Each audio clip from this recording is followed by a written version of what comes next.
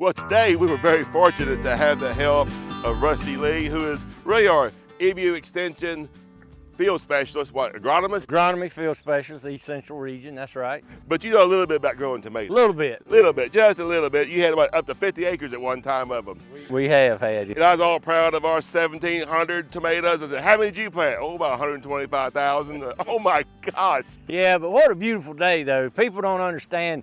So there's 1,500 tomatoes we planted this morning. How many different varieties? 200. 200 different varieties. So this is the work that goes into the tomato variety trials and the tomato festival. So this is that behind the scenes work. But what a beautiful day for transplanting.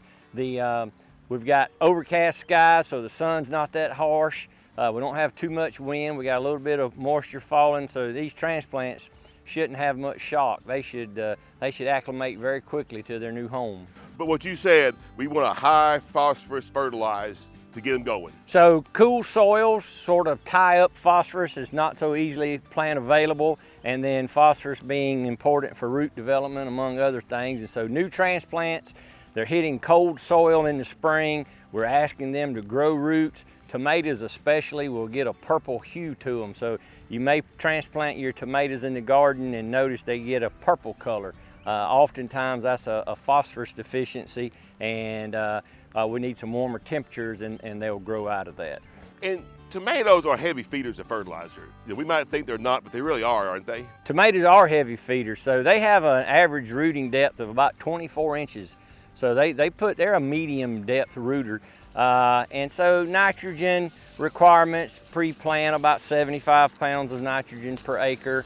And then we start looking at 1.5 pounds of nitrogen once we have marble-sized fruit during the growing season, through the drip irrigation. But if I'm a home gardener, I'm not going to have drip tape. I'm not going to have this. Won't you?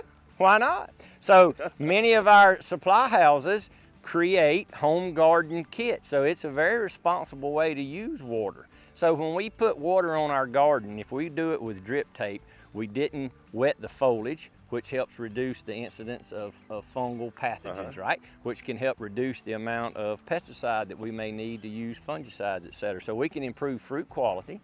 We can reduce water consumption because we don't have evapotranspiration losses. So, and it's a real simple way. So a person can have a kit that'll connect to your home spigot, have a pressure reducing valve, and in the system, you just turn it on and you water your entire garden, turn it off. It even sets itself up good for automation if you want to do some technological incorporation. And you don't have to have plastic. You can use straw as your mulch. Mulch of any form is a good thing. So you get into the plastics and we can play with colors. We're using white out here today because we're getting to the end of May, 1st of June. If you're just setting out new tomatoes and peppers, white plastic is preferable over black, just the heat retention. It'll get too hot before the plants get large enough to shade their roots. Use straw, use newspaper, use mulch. Anything to stop that splash. Anything to stop that splash. Plus, it'll suppress weeds, right? Well, sure, yeah. So I know it's therapeutic to work in the garden, but nobody would like to pull in weeds. No, it's fun, but the first time. Right. After that, it's kind of monotonous. Yeah, I get that. And really the diseases are a big part of tomatoes, if you can prevent those. Books and books written on diseases, right? And we have a few common. So the majority of the garden tomato diseases that we'll see in this area, there's usually about 3 or 4 suspects that cover 80% plus of the problems we have.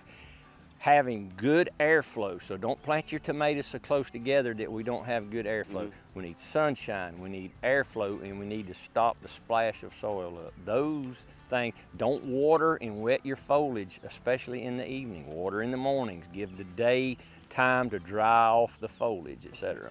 All right, so all those little tricks can keep us to have a good, healthy plant and a good sweet fruit through that way. You bet. Don't forget to tie them up, keep them up off the ground. And you love the stake and weave. Right, stake and weave. So that's about as a labor efficient way of tying tomatoes as I know.